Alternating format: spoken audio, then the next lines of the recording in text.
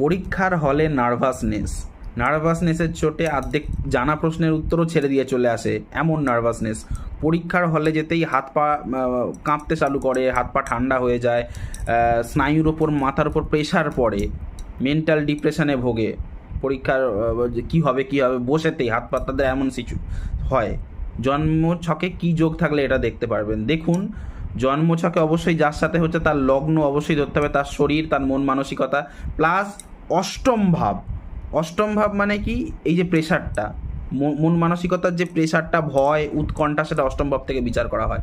আর এই যে ভয়ের মেন কারক প্ল্যানেটকে কেতু, এই যে বাধা বা অবস্ট্যাকলসে আসছে তার কারক প্ল্যানেটকে শনি, এবং তার সঙ্গে অবশ্যই মন মানসিকতায় দুর্বল বলেই তো এরকম হচ্ছে, সেই মন মানসিকতা কারক প্ল্যানেটকে চন্দ্র। তাহলে ফর্মুলাটা কি দাঁড়ালো?